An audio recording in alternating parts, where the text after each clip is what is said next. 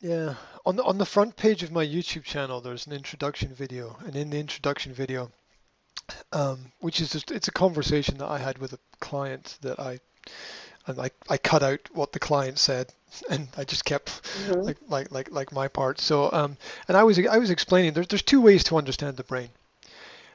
Mhm. You can do brain scans,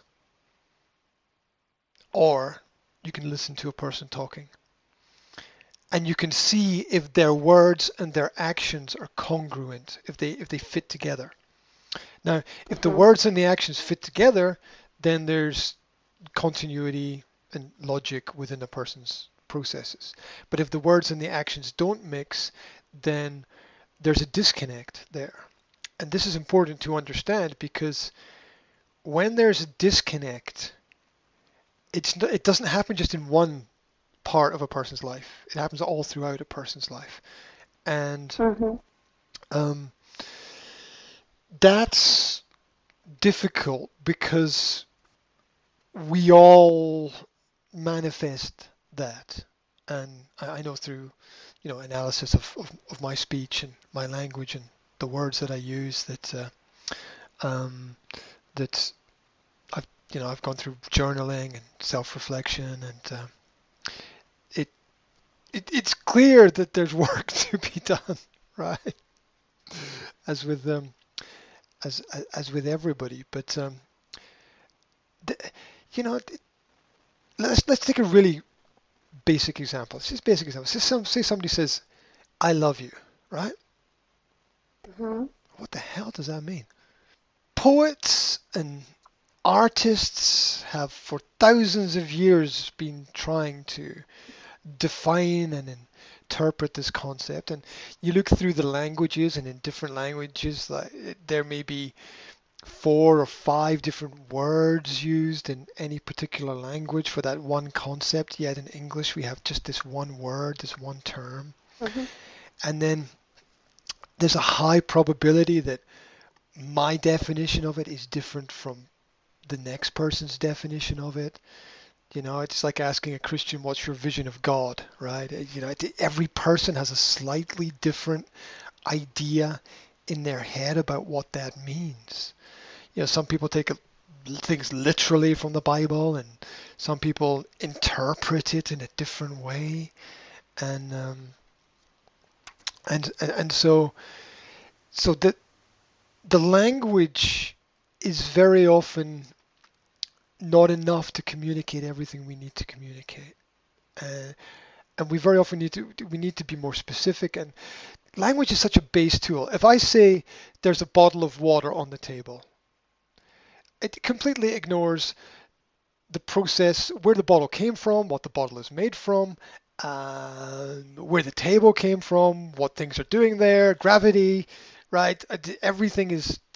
It's such language is so simple, and life is Mhm. slightly more complex. We give things names and think we understand it.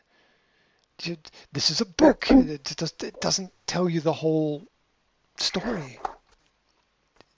There are studies of how language is broken down and taught to children, which tend to show that the way that we teach to most children, this is controversial, is wrong. The simple fact is that children will learn automatically if they are Mhm. left alone. Now, Mhm. this doesn't mean that everyone is going to read and write to a great level, to a great extent. But if we observe how the spoken skills develop, like no person has really a problem developing the art of the spoken word. We don't really need to teach people how to speak, although speech therapists are useful when people have problems. Um, Yes. and Mhm. correction of pronunciation is practical, um, and standardization makes sense in terms of language. But we there's a large natural element to learning as well. Learn. Mhm. But everyone's different. Every country's different. Every school's different. Every teacher's different. Every student's different. So what works. And don't fuck with it. You know, wherever you are. What I mean by that is like if within a job, within a school, there's a responsibility and a role that needs to be carried out there. So being professional is a key element in that Mhm. in that situation. Um, of course, to profess, as in to be a professor and be professional, to profess etymology means to Mhm. say that you know. It does not mean to know. Little things make big differences. Everybody professes, but not everybody knows.